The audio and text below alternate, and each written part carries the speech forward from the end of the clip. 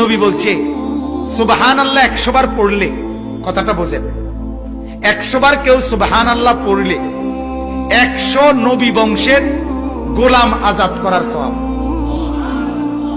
আলহামদুলিল্লাহ 100 বার পড়লে আল্লাহর নবী বলেন 100 ঘোড়া আল্লাহর রাস্তায় যুদ্ধের জন্য দান করার সওয়াব।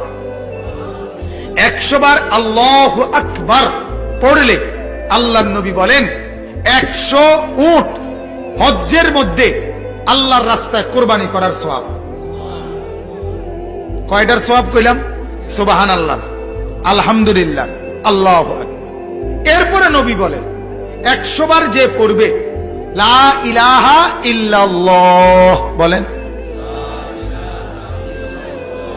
আবার বলেন, লা ইলাহা ইল্লাল্লাহ, লা ইলাহা ইল্লাল্লাহ, লা ইলাহা ইল্লাল্লাহ।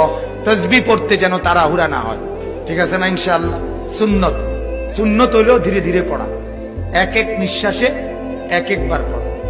সুবহানাল্লাহ, সুবহানাল্লাহ, সুবহানাল্লাহ, সুবহানাল্লাহ, সুবহানাল্লাহ, সুবহানাল্লাহ, সুবহানাল্লাহ, আলহামদুলিল্লাহ, আল্লাহু আকবার। কয় আসেনি মানে না হলে না, দেখছি না থাকলে কি আমি শান্তির দেশের থেকে কই ইরিনি তসবি, আপনি কর এটা তসবি? হ্যাঁ, কিতা কইছেন? এটি কিতা না, শয়তানি না বলি, মূলত এটা অবুঝ, ভুল পদ্ধতি। কি পদ্ধতি বলেন? ভুল কি না বলেন? তাসবিহ পড়বেন এক নিঃশ্বাসে একবার। কয় নিঃশ্বাসে কয়বার? সুবহানাল্লাহ, সুবহানাল্লাহ, সুবহানাল্লাহ, সুবহানাল্লাহ, আলহামদুলিল্লাহ, আলহামদুলিল্লাহ, আলহামদুলিল্লাহ, আল্লাহু আকবার, আল্লাহু আকবার, আল্লাহু আকবার, আল্লাহু আকবার। এভাবে আসরের পরে, ফজরের পরে, নামাজের পরে যে 100 দানার তাসবিহ পড়েন 33, 33, 34 বার, এটা এইভাবে পড়ে। যদি বলেন হুজুর আপনার সময় কম, তাহলে আপনি পড়েন না, বাবুরা আপনি জনে কার বেশি কামিল হয়েছেন, কামিল করেন। কথা বুঝেন না? আপনার যখন সময় নাই আপনি পড়লেন, আপনি যখন মরতেন না তো আপনি বাতে খান।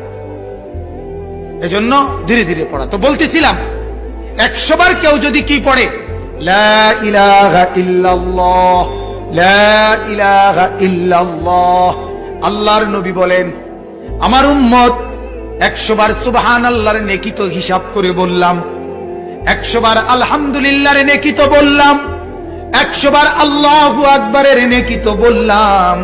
আল্লাহর নবী বলেন উম্মত আমার লা ইলাহা ইল্লাল্লাহ 100 বার পড়লে নেকি আমি কেমনে বুঝাই রে উম্মত?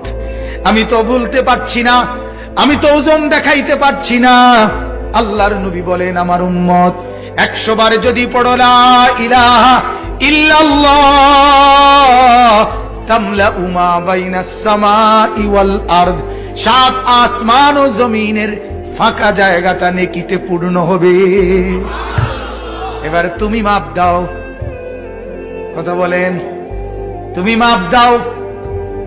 পৃথিবীর এই প্রান্ত থেকে ওই প্রান্ত তুমি দৈর্ঘ্য মাপো, তুমি প্রস্থ মাপো, এরপরে উচ্চতা মাপো, এরপরে ইট রাইখা চাও কদ্দুর হয়। কথা কয় না? ঠিক না? আল্লাহর নবী বলেন কেমনে বলতাম উম্মত, এটার সংখ্যা দিয়ে বুঝাইলাম না। ওইটাতে 100 ঘোড়া বলছি, ওইটাতে 100 উট বলছি, ওইটা তো 100 গোলাম বলছি, এটার সংখ্যা দিয়ে বুঝাইতে পারলাম না। এটা এই পরিমাণ নেকি যে আসমান ও জমিনের সব জায়গা নেকিতে পূর্ণ।